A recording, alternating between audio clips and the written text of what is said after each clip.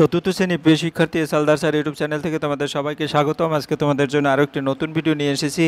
গণিত মডেল প্রশ্ন সেট 4, অর্থাৎ আমি ইতিপূর্বে আরও 3টি সেট আমার এই ইউটিউব চ্যানেলে দিয়ে দিয়েছি। তোমরা আমার ইউটিউব চ্যানেলে গিয়ে বাকি সেটগুলি দেখে আসতে পারবে। আজকের আলোচনা গণিত মডেল প্রশ্ন সেট নম্বর 4, চতুর্থ শ্রেণী, তৃতীয় পর্যায়ক্রমিক মূল্যায়ন। আর এই প্রশ্নটি খেজুরি দক্ষিণ চক্র সম্পদ কেন্দ্র প্রাইমারি স্কুল থেকে নেওয়া। 50 মার্কের এই স্কুলের প্রশ্নটি আমি বিশ্লেষণ সহ সম্পূর্ণ সমাধান দেখাবো তোমাদের এই ভিডিওতে। কাজে তোমরা যারা এখন আমার চ্যানেলটিকে সাবস্ক্রাইব করোনি তারা এখনই চ্যানেলটিকে সাবস্ক্রাইব করে বেল আইকনটি প্রেস করে দাও এরকম আরও অনেক ভিডিও পাওয়ার জন্য।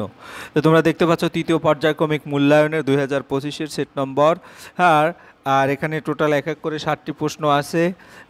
আমি সমস্ত প্রশ্নের উত্তর বিশ্লেষণ করব। তোমরা এখানে কি করবে, পূর্ণমান 50, সময় থাকবে 1 ঘন্টা 30 মিনিট।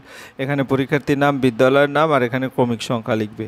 যাই হোক, আমরা 1 নম্বরে চলে যাচ্ছি। 1 নম্বর, 48-এর উৎপাদক সংখ্যা। 48-এর উৎপাদক সংখ্যা 8টি। কীভাবে?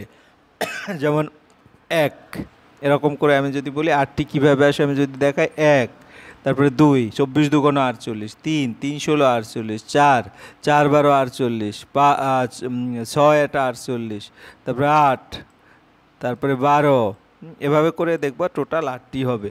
তারপরে হচ্ছে তোমার 16, তারপরে 24, আমি 24, এনে কয়টা হলো, 1 2 3 4 5 6 7 8, হ্যাঁ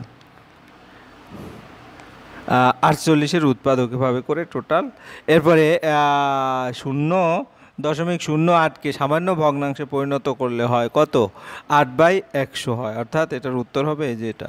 তারপরে প্রশ্ন, সন্দেশের বাস্কের মতো জিনিসের আকারের নাম কি? জিনিসের আকার নাম আয়তঘন, অর্থাৎ এই যে আয়তঘন। তারপর অর্ধেক পাতিলেবুর তল সংখ্যা কয়টি? 2টি। তাহলে এই যে 2টি। তারপরে 6 বছর 4 মাস সমান তোমার গিয়ে 76 মাস, কারণ 6 বছর মানে 6 12 72 আর 4 76। 2 অঙ্কের বৃহত্তম সংখ্যা 2টো নয়। আর শূন্যস্থান পূরণ। মিটার হলো দৈর্ঘ্য পরিমাপের একক। খ নম্বর, 84 দিন সমান 12 সপ্তাহ। তারপর গ নম্বর, 3 9 15 3-এর গুণিতক বলে। একমাত্র জোড় মৌলিক সংখ্যা হলো 2। তারপরে 2 5 6 7 সংখ্যাটি 5-এর স্থানীয় মান 500। তারপর 90 গুণ 7 হচ্ছে 70 গুণ 9। এরপর আমরা 3 নম্বরের প্রশ্নে যাব। 30-এর উৎপাদক গাছ। 30-এর উৎপাদক মানে আমরা যদি একটু দেখি, 30কে 2 দিয়ে ভাগ করলে কত হয়? তোমার 15, 15 দুগুণ 30। তারপরে আবার 15কে 3 দিয়ে ভাগ করলে কত হয়? 3 5, অর্থাৎ 2 3 5 হবে। তারপরে তোমার গিয়ে কিন্তু তোমার 6 হবে, কারণ 3-এ আর 2 গুণ করলে 6 হয়। তো এরকম করে 2 3 5 6।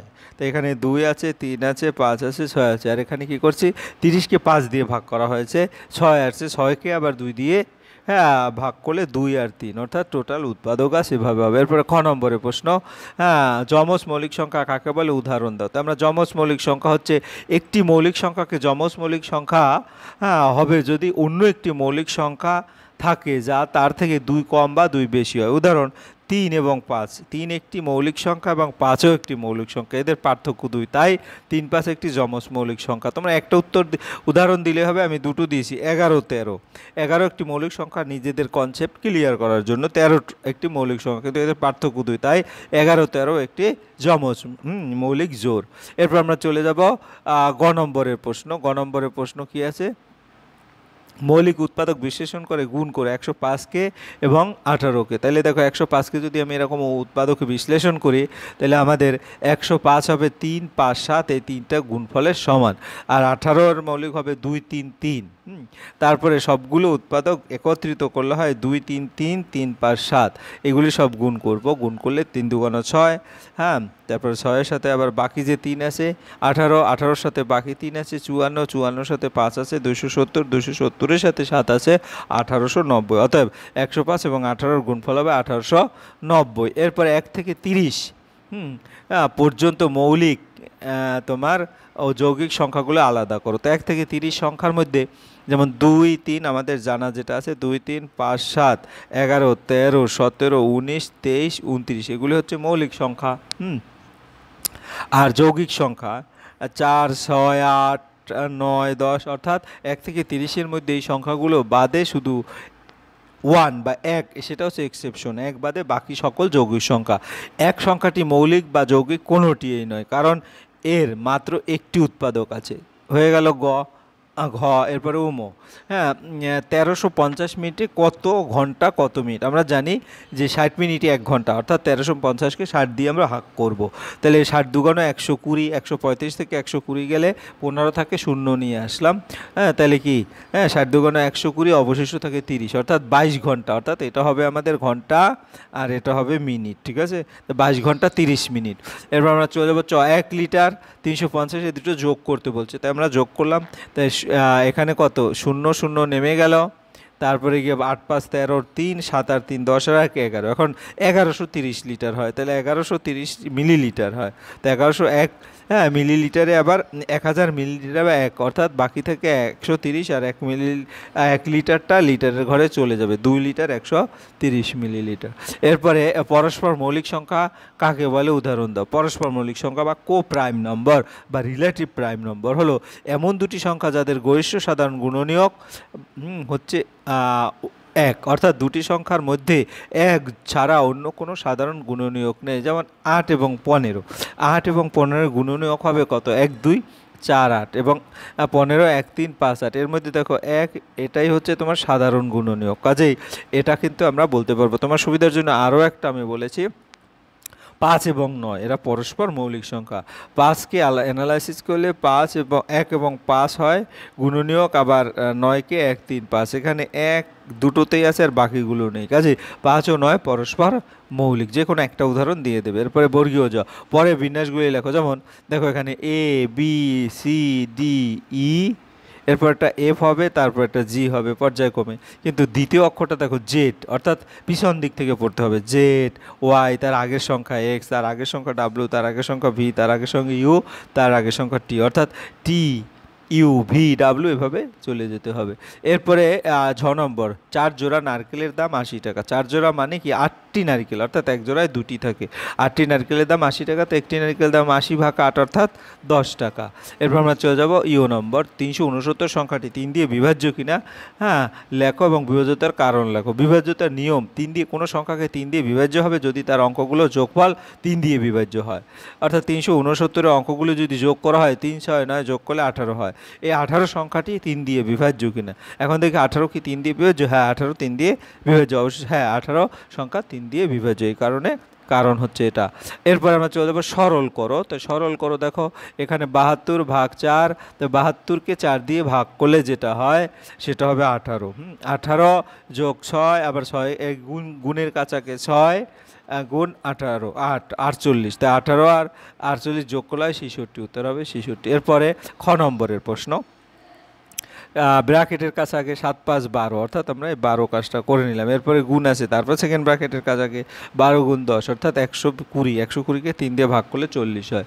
এরপর আমরা চলে যাবো পরের সংখ্যায়, পরে গ মানে এই প্রশ্নটা 28 বিয়োগ, অর্থাৎ ব্র্যাকেটের কাছে আগে 7 থেকে 3 গেল 4, আবার হ্যাঁ 4-এর সাথে 2 গুণ 8, 9 আর 8 17, 28 থেকে 17 গেলে 11। এরপরের সংখ্যা সেটা হচ্ছে ঘ নম্বর, এই যে এইটা 80 ভাগ এত, তাই ভাগের কাছে আগে 5 16 80, 16কে থেকে 10 গেলে থাকে 6, 6-এর সাথে 8 যোগ করলে 14, থেকে 5 গেলে 9।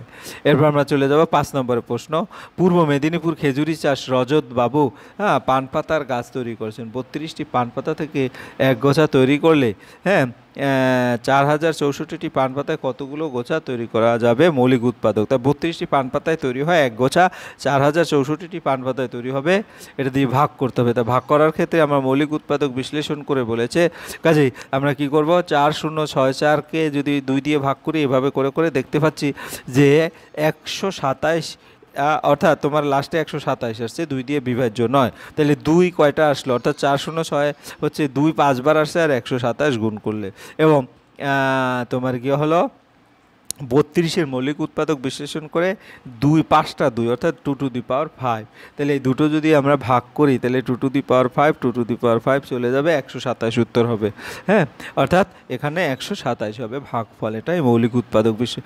গোপী মাসি 4 লিটার 750 লিটার দুধ নিয়ে বাড়ি দুধ দিতে বেরোন। তিনি রাজুদের বাড়িতে, তা রাজুদের বাড়িতে দুধ দেয় 1 লিটার 500 মিলিলিটার, প্রিয়াদের বাড়িতে দুধ দেয় 0 লিটার 900 মিলিলিটার।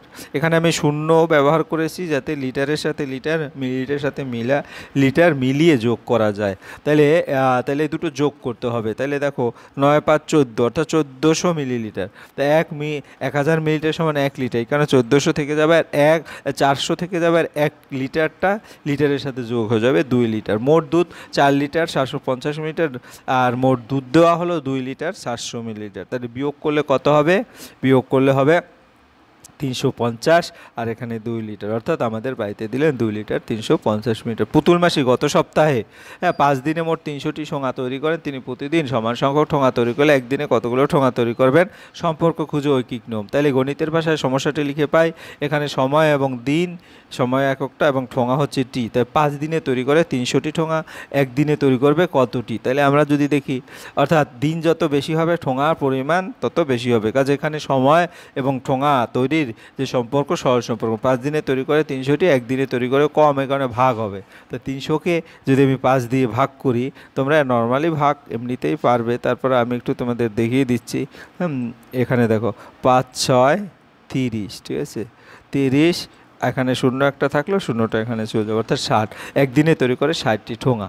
এরপরে ঘ নম্বরের প্রশ্ন, সুবলে বাগানে 4 কিলোগ্রাম 600 গ্রামের কুমড়ো ফলেছে, সে ওই বড় কুমড়োর 800 গ্রাম রাবেয়াকে, 1 কিলোগ্রাম 250 রুবিকে এবং 600 গ্রাম সুজনকে দিল। এখন কতজনের কুমড়া সুবলের কাছে থাকলো? তাহলে 3 জনকে কতটুকু দিয়েছে? 0 কিলোগ্রাম 800 গ্রাম, 1 কিলোগ্রাম 250 গ্রাম এবং সুজনকে দিল 0 কিলোগ্রাম 650 গ্রাম। তাহলে মোট দেওয়া হলো 2। এখানে যদি যোগ করি 0 0 0, 3টে শূন্য মিলে যাবে, শূন্য হবে। 5 আর 5 10 শূন্য, হাতে থাকলো 1, 6 আর 2 8, 8 6 14, হ্যাঁ, 6 আর 2 8, 6 আর 2 8, 8 আর 16, 16 আর হাতের 1 17, অর্থাৎ 1700 গ্রাম। তাই 1700 1000 গ্রামে আবার 1 কিলোগ্রাম, এটা আমি এখানে নিয়ে নিচ্ছি। তাহলে এখানে শুধু 700 গ্রাম থেকে গেল, আর 2 কিলোগ্রাম এখানে পুরো যোগ হলো। মোট 4 কিলোগ্রাম 600 গ্রাম থেকে 2 কিলোগ্রাম 700 গ্রাম বিয়োগ করলে এখান থেকে 1 কিলোগ্রাম আসবে, দ্যাট মিনস 1000 আসবে। তাহলে 1600 হয়। 1600 থেকে 700 গেলে 900, আর এখানে 4 নাই, এখানে 3 আছে, 3 থেকে 2 গেলে 1 কিলোগ্রাম, অর্থাৎ সুবলের কাছে 1 কিলোগ্রাম 900 গ্রাম কুমড়ো পড়ে রইল। এর পরের প্রশ্ন, চিত্র সহ সংজ্ঞা দাও যে কোনো দুটি সমদ্বিবাহু ত্রিভুজ ঘনক, গোলক নাকি তোমার বক্রতল। ঠিক আছে, তাহলে আমার এখানে সমদ্বিবাহু ত্রিভুজ এভাবে আঁকবে, অর্থাৎ এই দুটো বাহু, এই যে এই বাহুটার সমান হবে, আর ঘনক হচ্ছে এভাবে আঁকবে গোলক এবং বক্রতল। তাই এখন সমদ্বিবাহু ত্রিভুজ কাকে বলে? যে ত্রিভুজের দুটি বাহু সমান তাকে সমদ্বিবাহু ত্রিভুজ বলে। উদাহরণ ABC ত্রিভুজ। আমরা যদি বলে দেই যে ABC ত্রিভুজ, ঠিক আছে, তো এখানে AB এবং AC সমান, ঠিক আছে, তবে এটি একটি সমদ্বিবাহু ত্রিভুজ। এরপর ঘনক, যে ঘনবস্তুর 6টি পৃষ্ঠই সমান বর্গাকার তাকে ঘনক বলে। প্রতিটি বাহু সমান দৈর্ঘ্যের হয় এবং সব কোণ 90 ডিগ্রি। উদাহরণ পাশা হলো একটি ঘনক, এই চিত্র দেখতে পাচ্ছ। তারপরে যদি আমরা বলে দেই গোলক, এই যে দেখো গোলক, এই যে এটা গোলক, যে ত্রিমাত্রিক আকৃতি একটি কেন্দ্র থাকে, এই সমদূরবর্তী থাকা অসংখ্য বিন্দু দ্বারা গঠিত তাদের গোলক বলে। উদাহরণ বল, পৃথিবী, এটা। এরপর একটি বক্রতল, যে তলের কোনো অংশই সমতল নয় বরং বক্র বা বক্রাকার, তাকে এই বক্রতল। উদাহরণ বলের পৃষ্ঠ, বলের বাইরের পৃষ্ঠ, সিলিন্ডারের পার্শ্বতল ইত্যাদি। এরপর আমরা যাবো 7 নম্বরের প্রশ্ন। 7 নম্বরে কী বলেছে? নিচের প্রশ্নগুলো উত্তর দাও। ভাজ্যর সূত্র কী? ভাজ্য হচ্ছে ভাজক গুণ ভাগফল যোগ ভাগশেষ। 3 দ্বারা বিভাজ্য সংখ্যা সর্বদা 9 দ্বারা বিভাজ্য নয়। আয়তঘন গোলাকার বস্তু দুটি করে উদাহরণ। আয়তঘন হচ্ছে মিষ্টির বাক্স, ইট, অনেক কিছু বলা যায়, দেশলাইয়ের বাস্ক। তারপর গোলাকার ফুটবল এবং মার্বেল। পরিসীমা নির্ণয় করো। দেখো এখানে 17 আছে, এই 17 যোগ 14, 24 যোগ 12 যোগ 12 যোগ 24, এভাবে করলে 89 মিটার হয় পরিসীমা। এরপরে দ্বিতীয় চিত্র হতে 6 যোগ 30 যোগ 14 যোগ 20, এখানে যোগ করলে 70 মিটার হয়। এই ছিল তোমাদের সামগ্রিক প্রশ্ন এবং উত্তর। আশা করি মনোযোগ সহকারে ভিডিও দেখলে তোমরা সমস্ত প্রশ্নের এই ক্লিয়ার বুঝতে পেরেছো। পরিশেষে বলবো, ভিডিও দেখার জন্য অসংখ্য ধন্যবাদ। ভিডিওটি ভালো লাগলে লাইক, কমেন্ট, শেয়ার করতে ভুলবে না। আজ এই পর্যন্তই, ধন্যবাদ সবাইকে।